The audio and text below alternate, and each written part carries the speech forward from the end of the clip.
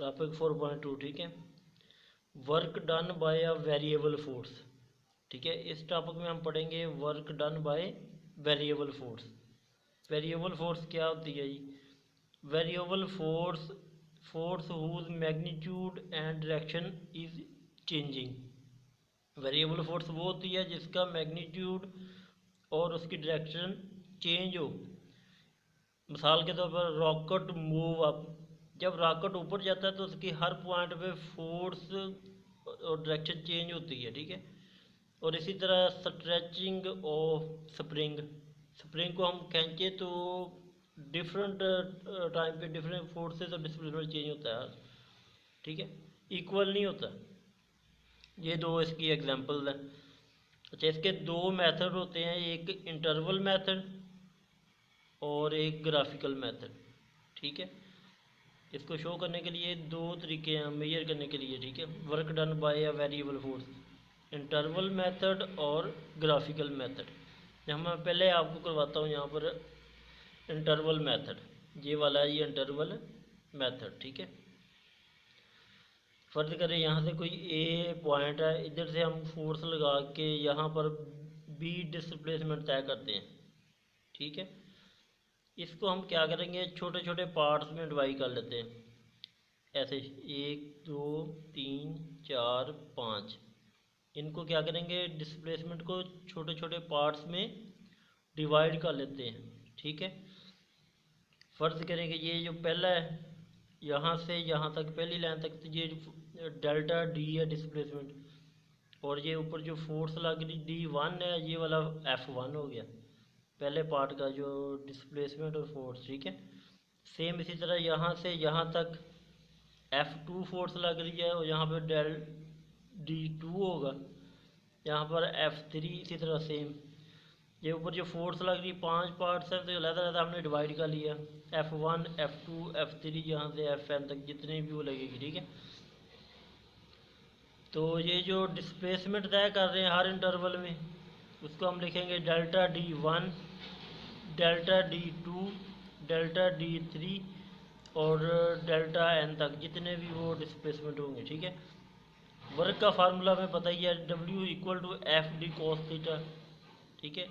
और W equal to F delta D cos theta, यहाँ पे जितना वो डिस्प्लेसमेंट डिपार्टमेंट तय करेंगे वो लिखेंगे, ठीक है। अच्छा, इन्हीं को हम जब फार्मूला की लिखेंगे, टोटल वर्क जब हमने फाइंड करना है तो इन छोटे छोटे पार्ट्स का टोटल वर्क हम प्लस कर लेंगे। W1 इसका जो वर्क होगा F1 और D1 का W1 हो जाएगा, F2 D2 का हो जाएगा W2, W3 और सो ऑन WN तक, ठीक है।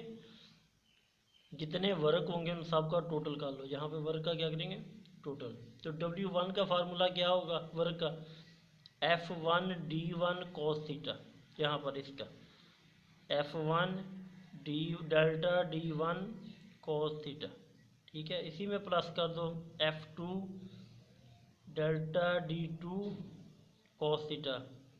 इस तरह वर्ग जितने वर्ग किए होंगे उनको प्लस करते जाओ, Fn delta DN cos theta, जितने वर्ग होंगे वहाँ तक आप ऐड करते जाए, ठीक है।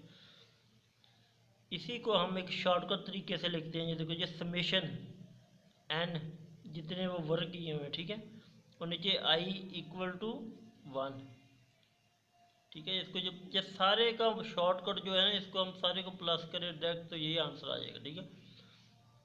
तो Fi delta DI cos theta I equal to 1 है, ठीक है। यहाँ से जितने वर्ग किए हैं उनको प्लस कर दो, समेशन का मतलब है मजमूआ है, ठीक है, n जितने नंबर ऑफ वर्क है, ठीक है। तो ये इसका शॉर्टकट फार्मूला ये वाला समेशन, ठीक है, ठीक है। दोबारा दे लें, जैसे टोटल वर्क हमने फाइंड करना, वर्क के अलग अलग फार्मूले उसमें प्लस कर दें तो ये एक फार्मूला बन जाता है कंबाइन इसका शॉर्टकट, ठीक है।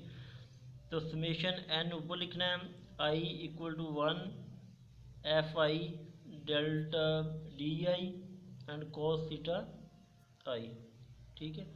ये तो था ये इंटरवल मेथड। अब इसका मैं आपको समझाता हूँ ग्राफिकल मेथड।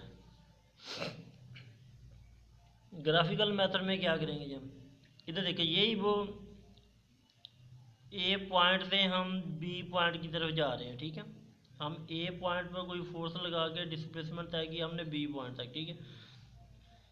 ये जो वाई एक्सिस पे होगा ये एफ कोस थीटा, ये नीचे वाली जो एक्स एक्सिस है ये डिस्प्लेसमेंट है, ये डेल टी है, ठीक है। इसमें हम क्या करेंगे कि हम इनको छोटे छोटे पार्ट्स में डिवाइड कर लेंगे, इस तरह छोटे छोटे पार्ट्स में हम डिवाइड करते हैं ऐसे रेक्टेंगल शेप में, ठीक है। यहाँ से ए से बी तक, और इनका जो जो एक रेक्टेंगल है, ये छोटी सी एरिया है, इसको D1 ले लेंगे, ऊपर वाले को F1 cos, इसी तरह अगली जो लाइन है या पट्टी है उसको F2 cos थीटा, नीचे वाले को डेल D2, ठीक है। इनको छोटे छोटे जो डिवाइड करके ना रेक्टेंगल्स में हम इनको ना वो प्लस कर देंगे, ठीक है। इनको छोटे छोटे पार्ट्स में डिवाइड करके उसमें हम क्या करेंगे प्लस। यहाँ पर देखो ये हमने इनको जो ग्राफ में दार करना तो ऐसे ये रेक्टेंगल शेप होनी चाहिए ये वाली, इस तरह।